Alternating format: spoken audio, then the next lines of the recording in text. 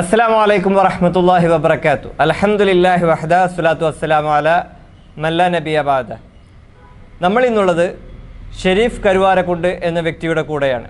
അദ്ദേഹം യുക്തിവാദത്തിൽ ജീവിച്ച ഒരു വ്യക്തിയാണ്. പിന്നീട് ഇസ്ലാമിലേക്ക് കടന്നു വന്നു. അദ്ദേഹം ഒരു മുസ്ലിം കുടുംബത്തിലാണ് ജനിച്ചത്. എങ്ങനെയാണ് അദ്ദേഹം യുക്തിവാദത്തിലേക്ക് പോയത് എന്നും പിന്നീട് അവിടെ നിന്ന് എങ്ങനെ അദ്ദേഹം ഇസ്ലാമിൻ്റെ അജയ്യത ബോധ്യപ്പെട്ട് തിരിച്ചു വന്നു എന്നുള്ളതും ഒക്കെ നമുക്ക് ഇന്ന് ചർച്ച ചെയ്യാം. അസ്സലാമു അലൈക്കും വറഹ്മത്തുള്ളാഹി. താങ്കളുടെ യുക്തിവാദത്തിലേക്കുള്ള യാത്ര എന്തായിരുന്നു അതിൻ്റെ കാരണം? ഞാൻ ജനിച്ചതും വളർന്നതും മുസ്ലിം കുടുംബത്തിലാണ്. വീട്ടിൽ ഉള്ള ഇസ്ലാമികമായ ആ കാഴ്ചയാണ് ഞാൻ കാണുന്നത്. പിന്നെ ഞാൻ 5ാം ക്ലാസ് വരെ മദ്രസയിൽ പഠിച്ചു. അത് കഴിഞ്ഞ് സ്കൂളിൽ പഠിക്കുന്ന സമയത്ത് ഒരു പ്രത്യേക സാഹചര്യത്തിൽ ഒരു പുരോഗമന പ്രസ്ഥാനവുമായി ബന്ധപ്പെട്ട് ഒരു വിദ്യാർത്ഥി സംഘടനയുടെ പ്രവർത്തകനായി മാറി. ഒരു 9ാം ക്ലാസ്സിൽ എത്തിയ സമയത്ത് ഞാൻ കരുവാരക്കുണ്ട് യൂണിറ്റിൻ്റെ പ്രസിഡൻ്റാണ് ആ സംഘടനയുടെ.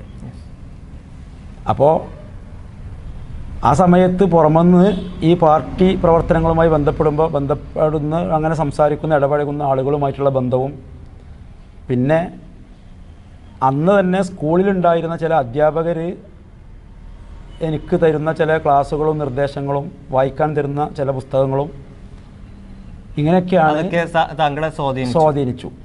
പിന്നെ കാണാത്ത ഒരു ദൈവം, മരണശേഷം വീണ്ടും ഒരു ജീവിതം, ഒരു മുഹമ്മദ് നബി വന്നിട്ട് പറഞ്ഞു ഖുർആൻ എനിക്ക് അള്ളാഹു ഇറക്കിത്തന്ന വേദഗ്രന്ഥമാണ് എന്ന്. ഇതൊക്കെ വിശ്വസിക്കാനുള്ള ഒരു പ്രയാസം അവരൊക്കെ ഉണ്ടാക്കി തീർത്ത സംസാരത്തിലൂടെ എൻ്റെ മനസ്സിലുണ്ടായി. അങ്ങനെ അതിനിടക്ക് സ്കൂളിൽ 7-ലോ 8-ലോ ഒക്കെ പഠിക്കുന്ന സമയത്ത് കുറച്ച് കാലം ഞാൻ അങ്ങനെ മതപഠനത്തിന് വേണ്ടി പള്ളി ദർസിൽ പോയിട്ടുണ്ട്. പ്രാഥമിക പഠനത്തിന് വേണ്ടി പഠിക്കുന്ന ചെറിയ ഗ്രന്ഥങ്ങൾ പഠിച്ചിട്ടുണ്ട്. അപ്പോൾ ആ ഗ്രന്ഥങ്ങൾ ആണ് മതപരമായ ഗ്രന്ഥം എന്ന നിലക്ക് എൻ്റെ മനസ്സിലുള്ളത്.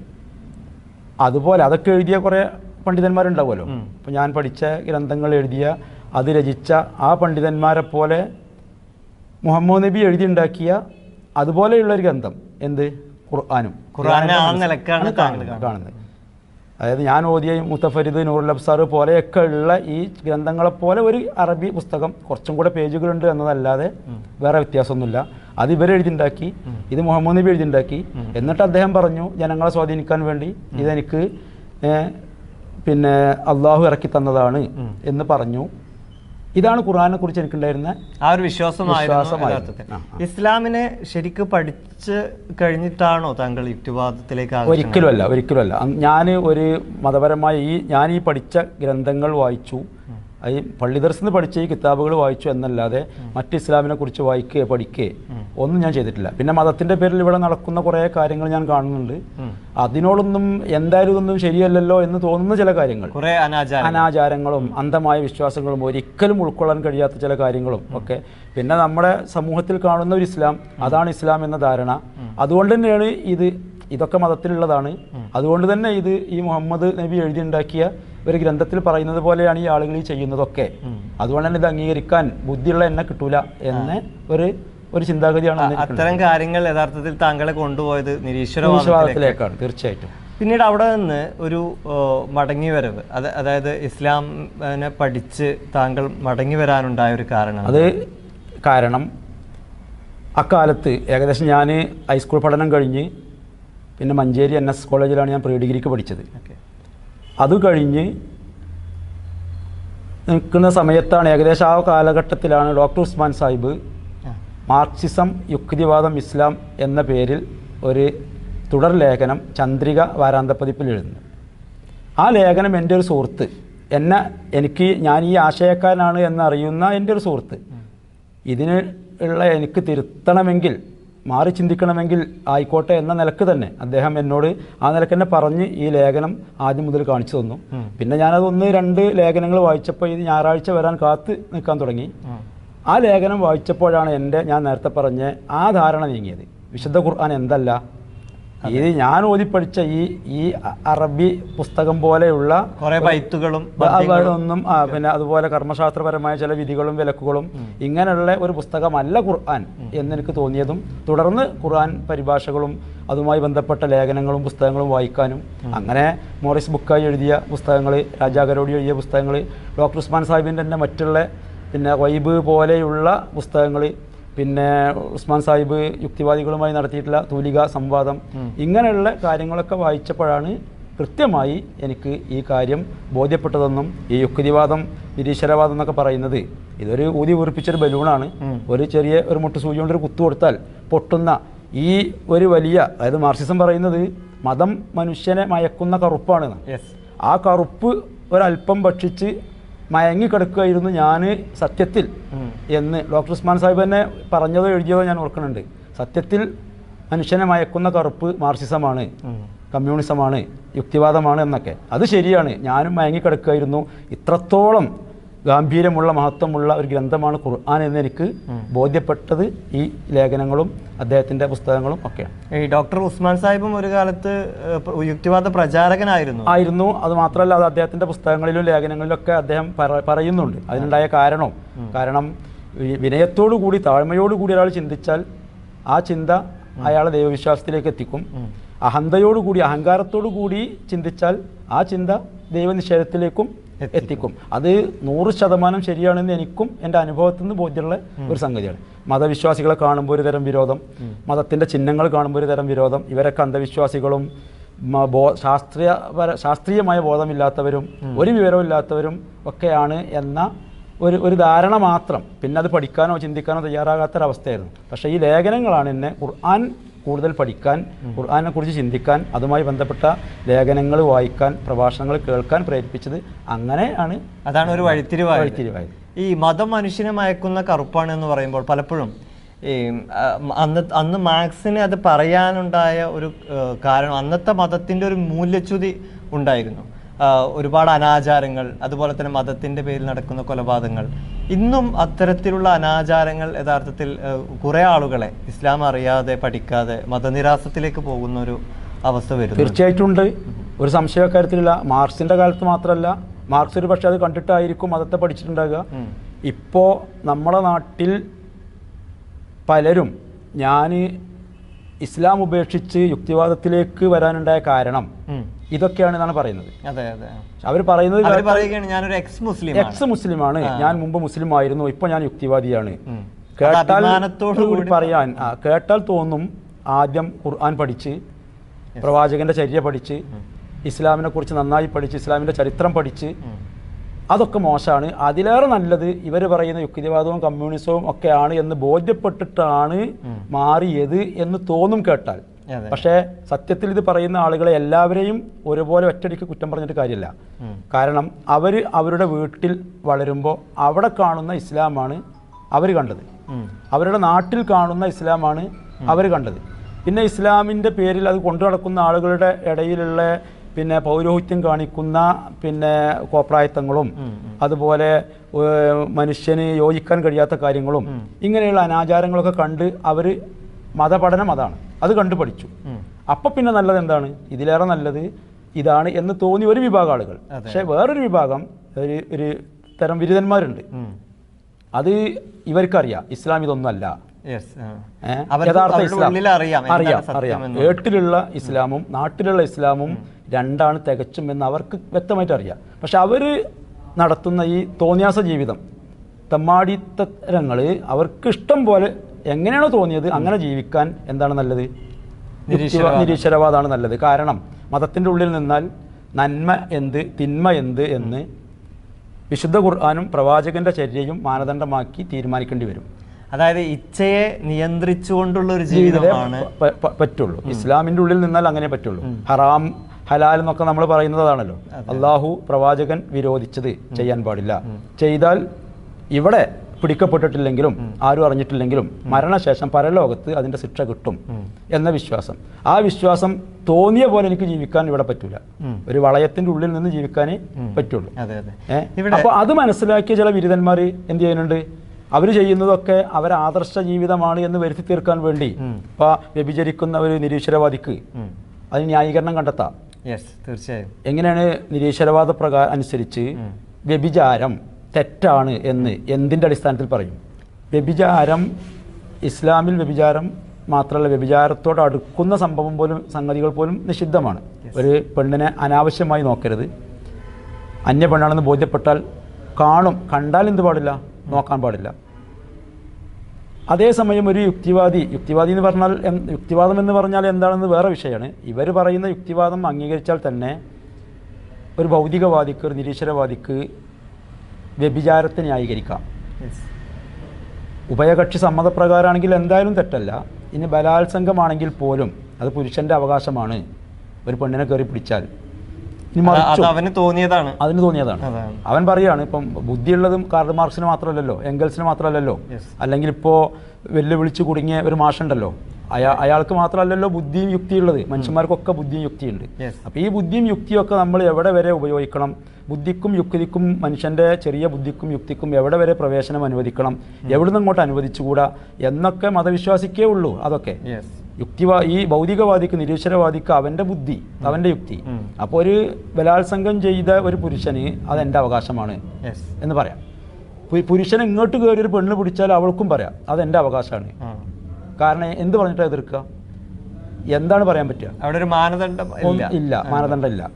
അപ്പോൾ ഇത് മനസ്സിലാക്കിയ കുറേ ആളുകൾ തന്നിഷ്ടപ്രകാരം ജീവിക്കാൻ വേണ്ടി എന്നാൽ ഇതാണ് നല്ലത്, പുരോഗമനവാദിയായി നാട്ടിൽ നടക്കും ചെയ്യാം, തോന്നിയ പോലെ ജീവിക്കും ചെയ്യാം. അതായത് ഒരു യുക്തിവാദി എന്ന് പറഞ്ഞാൽ നമുക്കൊരു തോന്നിവാസി എന്നുള്ള, തീർച്ചയായിട്ടും തോന്നിയവാസി എന്ന് പറഞ്ഞാൽ അവൻ്റെ യുക്തിക്കനുസരിച്ച് തോന്നുന്നത് എന്തും ചെയ്യാം. ഇപ്പോൾ ഒരു യുക്തിവാദി പറയാണ്, എൻ്റെ പെങ്ങളെ, എൻ്റെ മാതാവിനെ എനിക്ക് എൻ്റെ ലൈംഗികമായ വികാരം ശമിപ്പിക്കാൻ വേണ്ടി ഉപയോഗിക്കാം എന്ന് ഒരാളെ യുക്തി തോന്നിയാൽ അത് യുക്തിവാദമല്ലേ?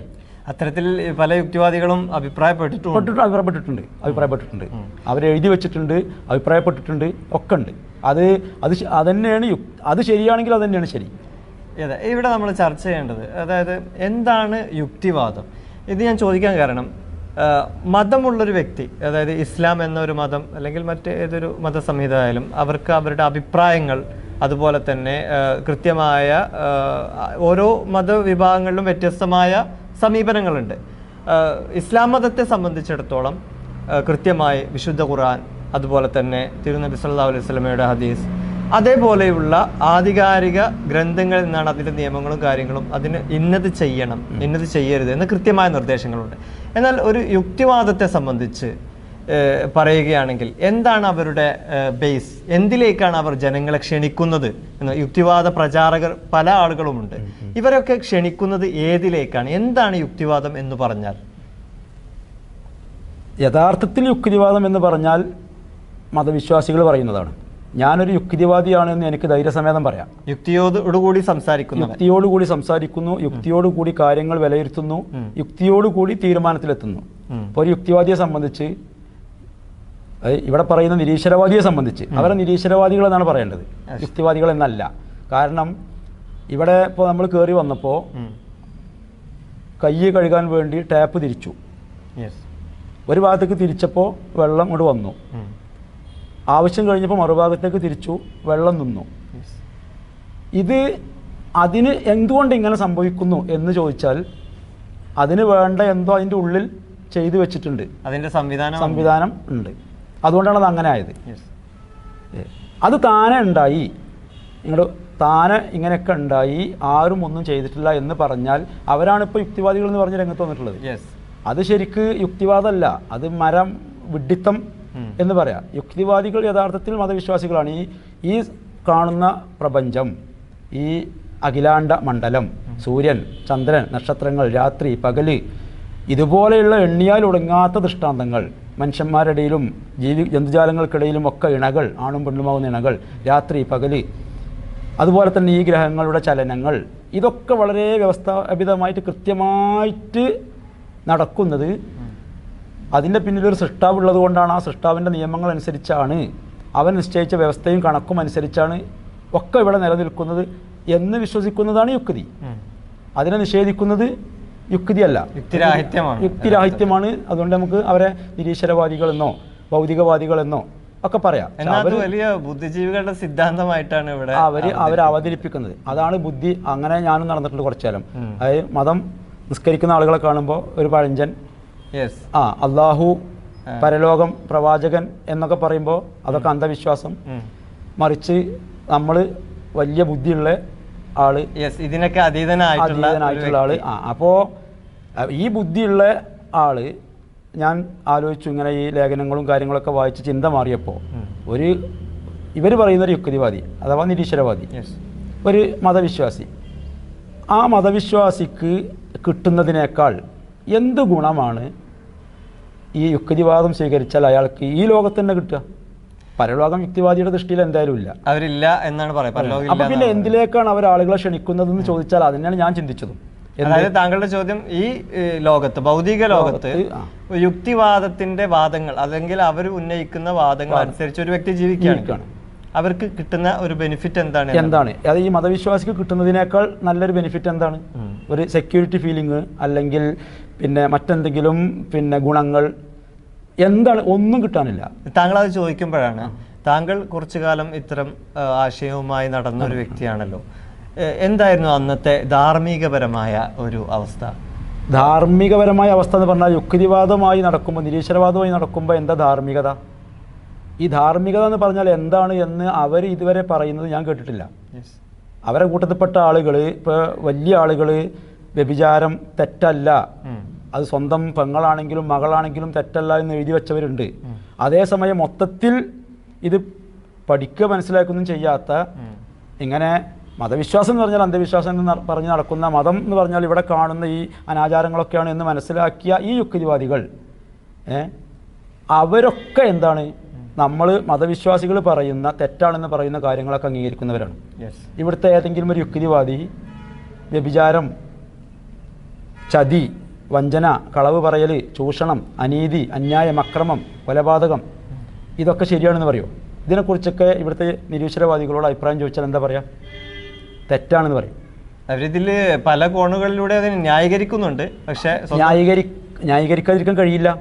പക്ഷേ മൊത്തത്തിൽ അവരോട് ചോദിച്ചാൽ എന്ത് പറയും? അവരൊക്കെ മനസ്സും പറയുന്നുണ്ട് ഇതൊക്കെ അധാർമിക പ്രവർത്തനം. ഇത് അധാർമികമാണെന്ന് ആരാ പറഞ്ഞത്? ഇതൊക്കെ അധാർമിക പ്രവർത്തനങ്ങളാണ് എന്ന് ആര് പറഞ്ഞു? മതവിശ്വാസിയെ സംബന്ധിച്ച് ഖുർആൻ പറഞ്ഞു, പ്രവാചകൻ, സൃഷ്ടാവ് പറഞ്ഞു. ഖുർആൻ പറഞ്ഞു എന്ന് പറഞ്ഞാൽ സൃഷ്ടാവ് പറഞ്ഞു, അള്ളാഹു പറഞ്ഞു. ആ അള്ളാഹു നിയോഗിച്ചയച്ച പ്രവാചകൻ പറഞ്ഞു. അതുകൊണ്ടത് ധാർമ്മികത അല്ലെങ്കിൽ അത് തെറ്റ് എന്ന് പറയാം. ഇവരോട് ആര് പറഞ്ഞു ഇത് അധാർമികതയാണ്? എന്താ ഇവർ പറഞ്ഞു? അവരുടെ യുക്തി പറഞ്ഞു. എന്നാൽ അവരുടെ കൂട്ടത്തിൽ തന്നെ കുറച്ചാളുകളെ യുക്തി ഇതല്ല ധാർമ്മികത, വ്യഭിചരിക്കലാണ് ധാർമ്മികത എന്ന് പറഞ്ഞൂടെ? കാരണം ഇതുകൊണ്ട് എന്താ നഷ്ടം സംഭവിക്കുന്നത്? വ്യഭിചാരം കൊണ്ട് എന്ത് പ്രശ്നമുള്ളത്? പരസ്പരം ഇഷ്ടപ്പെടുന്ന ഒരാണും ഒരു പെണ്ണും അവർ ലൈംഗിക ബന്ധത്തിൽ ഏർപ്പെട്ടു. അവരെ സംബന്ധിച്ച് അതൊരു ഉപകാരമാണ്, സംതൃപ്തരായി. അപ്പോൾ അതാണ് യുക്തി. പക്ഷെ അത് ഇവരെല്ലാവരും സമ്മതിക്കുന്നുമില്ല. പക്ഷെ ഇതിനൊരു ഉത്തരം ഞാൻ വിശുദ്ധ ഖുർആൻ പഠിക്കാനും അതിനെക്കുറിച്ച് അത് വായിക്കാനും ഒക്കെ തുടങ്ങിയപ്പോൾ വിശുദ്ധ ഖുർആനിൽ ഞാൻ കണ്ടെത്തിയിട്ടുണ്ട്. എനിക്ക് തോന്നിയിട്ടുണ്ട് ഒരു ഖുർആനിലെ ആയത്ത് മനുഷ്യൻ്റെ മനസ്സിനെക്കുറിച്ച് അള്ളാഹു പറഞ്ഞത്, മനസ്സിനെ സൃഷ്ടിച്ച അള്ളാഹു പറഞ്ഞതായതുകൊണ്ട് അത് എന്നെ വല്ലാതെ ആകർഷിച്ചിട്ടുണ്ട്. കാരണം അന്നും പടച്ചോൻ, സൃഷ്ടാവ് അള്ളാഹു ഒന്നുമില്ല, മരണശേഷം ജീവിതമില്ല, ഇവിടെ മരിച്ചു കഴിഞ്ഞാൽ കഴിഞ്ഞു, മൃഗങ്ങളെപ്പോലെ നമ്മളും മണ്ണായി പോകും. ഡോക്ടർ ഉസ്മാൻ സാഹിബ് ഒരിക്കൽ പറഞ്ഞതുപോലെ രാത്രി അദ്ദേഹം കുറ്റിപ്പുറം സമ്മേളനത്തിൽ വെച്ചാണ് പ്രസംഗിച്ചതാണ് എൻ്റെ ഓർമ്മ. കമ്മ്യൂണിസ്റ്റെ വിമർശിച്ചപ്പോൾ പറഞ്ഞു, ഒരു വലിയ ഭൗതിക പ്രസ്ഥാനത്തിൻ്റെ അഖിലേന്ത്യാ ജനറൽ സെക്രട്ടറി രാത്രി കടന്നുറങ്ങുക, അപ്പോൾ അദ്ദേഹത്തെ ഒരു മൂട്ട കടിക്കുക, ആ മൂട്ടനെ അദ്ദേഹം കൊന്നു, പിറ്റേന്ന് രാവിലെ അയാളും മരിച്ചു. രണ്ടാളെ മരണവും പിന്നെ ഒരുപോലെയാണ്, മരണശേഷം ഒരുപോലെയാണ് എന്ന് പറഞ്ഞാൽ അതെന്ത് യുക്തിയാണ് എന്ന് അദ്ദേഹം ചോദിച്ചു. യഥാർത്ഥത്തിൽ അഖിലേന്ത്യാ സെക്രട്ടറിനെ അഭിമാനിക്കുന്നതിന് തുല്യമാണ്. അതെ. അതെ. അപ്പോൾ അതുപോലെ മനുഷ്യൻ്റെ മനസ്സിനെ സൃഷ്ടിച്ച അള്ളാഹുവിൻ്റെ വചനമാണ് വിശുദ്ധ ഖുർആൻ. അതുകൊണ്ട് തന്നെ ഈ നിരീശ്വരവാദികളൊക്കെ മതവിശ്വാസികൾ തെറ്റ് എന്ന് പറയുന്ന ഈ വക കാര്യങ്ങളൊക്കെ തെറ്റാണ് എന്ന് സമ്മതിക്കാനുള്ള കാരണം ജന്മന അവരുടെ മനസ്സിൽ അങ്ങനെ ഒരു ബോധം വന്നിട്ടുണ്ട്. അള്ളാഹു ഇട്ട് കൊടുത്തിട്ടുണ്ട്. വനഫ്സിൻ വമാ സവ്വാഹ, മനുഷ്യ മനസ്സും അതിനെ ശരിപ്പെടുത്തിയ രീതിയും തന്നെയാണ് സത്യം എന്ന് പറഞ്ഞുള്ള ഖുർആൻ. ഫഅൽഹമഹ ഫുജൂറഹ വ തഖ്വഹ, എന്നിട്ട് അതിൻ്റെ സൂക്ഷ്മതയും അല്ലെങ്കിൽ അതിൻ്റെ മ്ലേച്ഛതയും സംബന്ധിച്ച് ബോധനം നൽകി. ഇത് ജന്മനാ മനുഷ്യന് കിട്ടിയതുകൊണ്ട് ഏത് നിരീശ്വരവാദിയും പറയും വ്യഭിചാരം തെറ്റ്, പലിശ തെറ്റ്, മദ്യപാനം തെറ്റ്. യുക്തിവാദം അനുസരിച്ച് അവരെ വാദം അനുസരിച്ച് ഇത് തെറ്റാകാൻ ഒരു ന്യായവും കാണുന്നില്ല. അല്ല, അവർ പറയുന്ന ന്യായം ഈ മൃഗങ്ങൾ ഇങ്ങനെയൊന്നും അല്ലല്ലോ ജീവിക്കുന്നത്. മൃഗങ്ങൾ അവർക്ക് തോന്നിയതുപോലെ ആണ് ജീവിതം.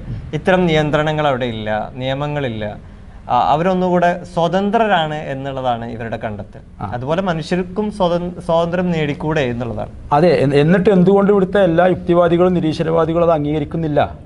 ഇവിടുത്തെ ഒരു നിരീശ്വരവാദി, അയാൾ ഈ വാദം ഉന്നയിക്കുന്ന ഒരു നിരീശ്വരവാദിയോട്, എന്നാൽ ഇപ്പോൾ വെല്ലുവിളിച്ച് നടക്കുന്ന മാഷന്മാരൊക്കെ ഉണ്ടല്ലോ, ഞാൻ അയാളെ പേരൊന്നും പറയണില്ല, അദ്ദേഹത്തിൻ്റെ ഭാര്യയെ വേറൊരു പുരുഷൻ്റെ കൂടെ ഒരു രാത്രി അദ്ദേഹം വിട്ടു കൊടുക്കുമോ? അതെ, കൊടുക്കണമല്ലോ. ശരിക്ക് അവളും ഇഷ്ടപ്പെടുകയാണ്, ഈ ആളും ഇഷ്ടപ്പെടുകയാണ്. ഇനി അവൾ സമ്മതിക്കാഞ്ഞിട്ടാണ്, അവൾക്ക് സമ്മതമാണെങ്കിൽ എനിക്ക് എതിർപ്പില്ല എന്നൊരു പക്ഷേ ജയിക്കാൻ വേണ്ടി പറഞ്ഞേക്കാം. അങ്ങനെയാണെങ്കിൽ അയാൾ ഉപദേശിക്കുക ഭാര്യനെ, അയാൾ എൻ്റെ കൂടെ ഒരു രാത്രി ഒന്ന് പങ്കിടാൻ ആഗ്രഹിക്കുന്നുണ്ട്. അയാളെ സംബന്ധിച്ചതൊരു ഉപകാരമാണ്. നിരീശ്വരവാദപ്രകാരം ഉപദേശിക്കാലോ, കാരണം ഇത് തെറ്റാണ് എന്ന് അയാൾ വിശ്വസിക്കുന്നില്ല. പിന്നെന്താണ് അയാൾക്ക് തടസ്സം? അങ്ങനെ ഉപദേശിക്കാൻ എന്താ തടസ്സം? മൃഗങ്ങളുടെ തുല്യമാണ് മനുഷ്യൻ എന്ന് പറയുമ്പോൾ മൃഗങ്ങളുടെ ലോകത്ത് ഒരു സ്കൂളോ അല്ലെങ്കിൽ അത്തരത്തിലുള്ള സർവകലാശാലകളോ സിംബോസിയങ്ങളോ ഒന്നുമില്ല. എന്നാൽ മൃഗങ്ങൾ വസ്ത്രം ധരിക്കാറില്ല, മനുഷ്യർ വസ്ത്രം ധരിക്കുന്നുണ്ട്. അതുപോലെ തന്നെ പല വ്യത്യാസങ്ങളുമുണ്ട്. ആ വ്യത്യാസങ്ങളൊക്കെ ഇവർ മൂടി വെച്ച് ഇത്തരത്തിൽ സ്വാതന്ത്ര്യത്തിന്റെ കാര്യത്തിൽ അല്ലെങ്കിൽ നിയമങ്ങളുടെ കാര്യത്തിൽ നമ്മൾ മൃഗതുല്യരാവണം എന്ന് പറയുന്നതിന്റെ യുക്തി എന്താണ് യഥാർത്ഥം? അത് ഞാൻ നേരത്തെ പറഞ്ഞതുപോലെ ഈ മൃഗങ്ങൾ എങ്ങനെയൊക്കെ ജീവിക്കുന്നുണ്ട്, അവരുടെ ശാരീരികമായ ആവശ്യങ്ങളുടെ പൂർത്തീകരണത്തിന് വേണ്ടി എങ്ങനെയൊക്കെ ജീവിക്കുന്നുണ്ട്, അങ്ങനെയൊക്കെ നമുക്കും ജീവിക്കണമെങ്കിൽ യുക്തിവാദം, ഞങ്ങൾ പറയുന്ന ഈ നിരീശ്വരവാദം അംഗീകരിക്കണം. എന്നാൽ എന്തായി? എല്ലാ നിലക്കും അതിരുകളില്ലാത്ത സ്വാതന്ത്ര്യം അനുഭവിക്കുന്ന ആ ഒരു രസകരമായ ജീവിതം നയിക്കാമെന്ന് ജനങ്ങൾ വിചാരിച്ച് അതിലേക്ക് ആകൃഷ്ടരായിക്കൊള്ളട്ടെ എന്ന് വിചാരിച്ചിട്ടാകണം. അല്ലെങ്കിൽ എന്തേ മൃഗങ്ങൾക്കിടയിൽ ഉള്ളതുപോലെ മനുഷ്യന്മാർക്കും ആകാമെന്ന് പറയുന്ന ആളുകൾ, ഇവിടെ ഒരു ദിവസം ഈ പറയുന്ന നിരീശ്വരവാദികളോട് നമുക്ക് ചോദിക്കാം, മൃഗങ്ങൾക്ക് കാട്ടിൽ കോടതിയില്ല, പോലീസ് സ്റ്റേഷനില്ല, നിയമങ്ങളില്ല, അതുകൊണ്ട് അവിടെ പ്രശ്നങ്ങളൊന്നുമില്ലല്ലോ കാട്ടിൽ. ഒരു ദിവസം ഒരു ഡേറ്റ് പറയാം, ഇന്ന് 2020 ഒക്ടോബർ 21, ഒരു ഡേറ്റ് പറഞ്ഞിട്ട് ഒക്ടോബർ 25-ാം തീയതി 24 മണിക്കൂർ സമയം മനുഷ്യന്മാർക്ക് ഈ ഒരു സ്വാതന്ത്ര്യം കൊടുക്കുക ഇവിടുത്തെ ഭരണകൂടം. ഇവിടുത്തെ നിയന്ത്രണങ്ങളെല്ലാം നിയമം ഇല്ല, പോലീസ് ഇല്ല, കോടതി ഇല്ല, ഒന്നുമില്ല. ഇവിടെ എന്ത് സംഭവിക്കും? ഒരൊറ്റ ദിവസം കൊണ്ട് ഈ നാടുണ്ടാവുമോ? യുക്തി കൊണ്ട് ചിന്തിക്കണം. അതാണ്, യുക്തി കൊണ്ട് ചിന്തിക്കണം. എന്താ സംഭവിക്കുക? ഇനി മറിച്ച് മനുഷ്യന് ഉള്ള ഈ അവസ്ഥ മൃഗങ്ങൾക്ക് അല്ലാഹു കൊടുത്തിരുന്നു എന്ന് വിചാരിക്കുക.